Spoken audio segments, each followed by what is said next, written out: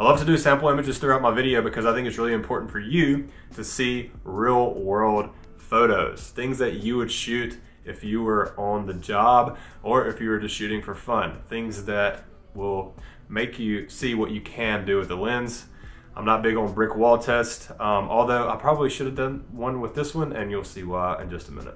Today we're going to be going over the Thypoch Simera 35mm 1.4. I'm very excited about this lens because I was on the cusp of getting this one over the 28mm 1.4.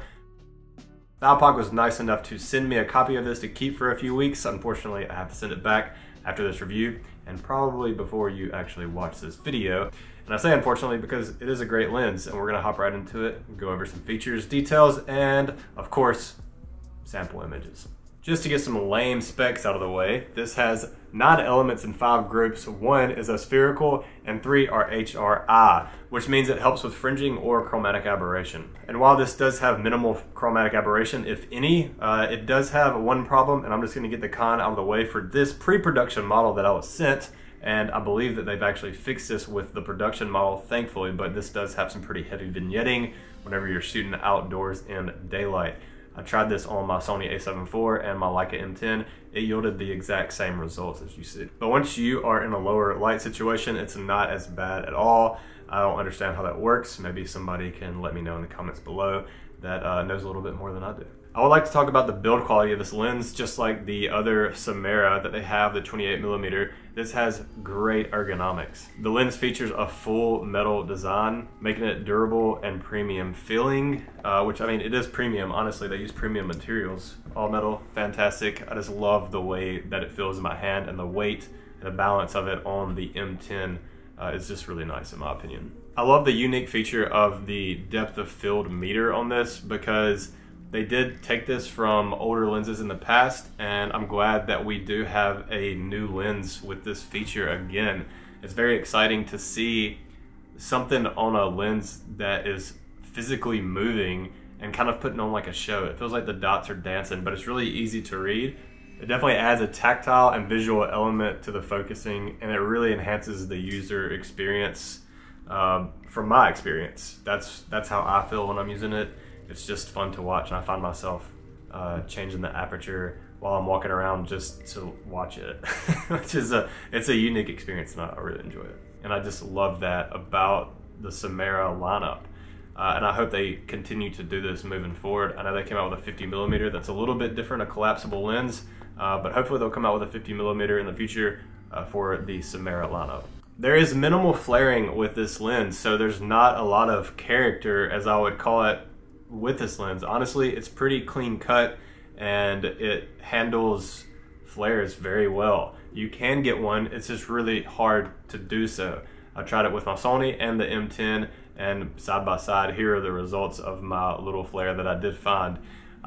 Sometimes I do prefer having flares like a lot of Voigtlander lenses offer, just because it sets you apart from other people, but this one does not have that.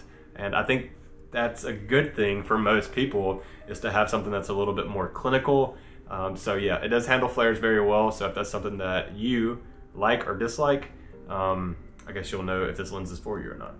I do not have a sponsor today, but if you would like to support the channel, I edited all of these with my M10 presets that you can find in the link below.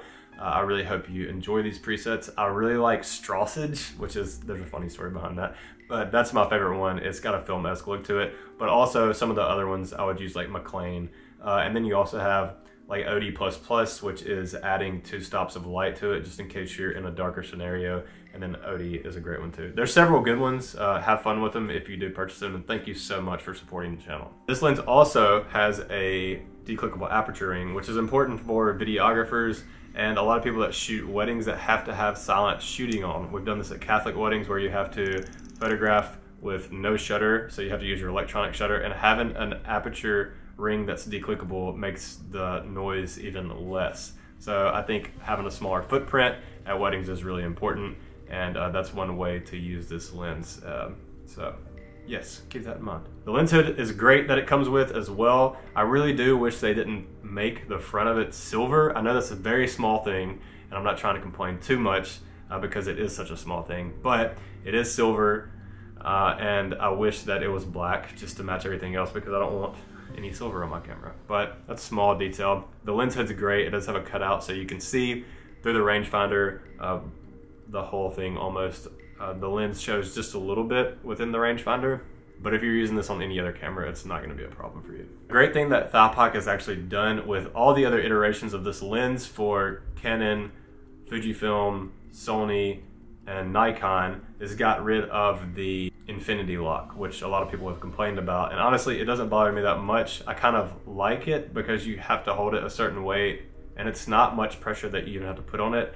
I never really lock mine that often on accident just because of the way that I'm actually holding the little lens tab.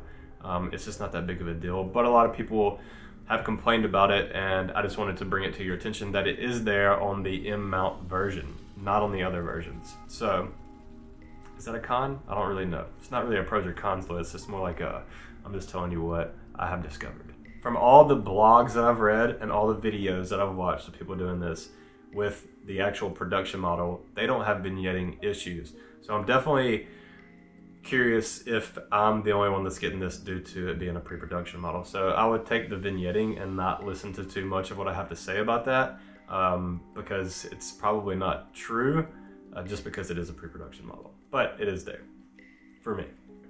As far as sharpness goes, this is really sharp in the center and it does fall off a bit on the corners whenever you're shooting wide open. But as soon as you stop down to f2, you can see those clearing up pretty quickly and the vignetting starts to dissipate as well, which is really nice. And honestly, I shot this a lot at f2 and I really enjoy f2 with this lens. I'm really excited about what Thypoch is doing. It's crazy that they could just like throw themselves into the market and then make such great lenses right off the bat. And I had people in my last video about the 28mm review say that they're a new company, kind of like they don't belong here, why would you trust this company? But the thing is they actually own DZOfilm Cine Lenses. That's where they originated. So the fact that they did hop in so quickly and make great lenses makes a lot of sense because they're already making cinema lenses that people love. And I think they really know what they're doing. So they opened up Thypoch and started creating still photography lenses. And I absolutely love that, and I love these lenses, and I'm glad that we can have some type of past to look back on with Thypoch and where they came from. So it's not like they just showed up out of nowhere. They've been places, they're doing things. So this isn't their first rodeo. It's just a different game, I guess. In conclusion, the Thypoch 35mm 1.4 lens for the Leica M mount is a robust and high quality lens that offers excellent build quality, sharp center image quality, and unique features such as the depth of field meter with the dancing dots, which is amazing. While it does have some drawbacks such as noticeable vignetting and less sharp corners, it remains a strong contender for the price range that it's in. For $700, it provides a great value, especially for those that are looking for a reliable and well-constructed lens. If you're in the market for a 35mm lens and can overlook some minor issues, this lens is definitely worth considering. Thank you so much for watching today's video, and I hope you guys decided to subscribe, and I'll catch you guys next time. Until then, peace.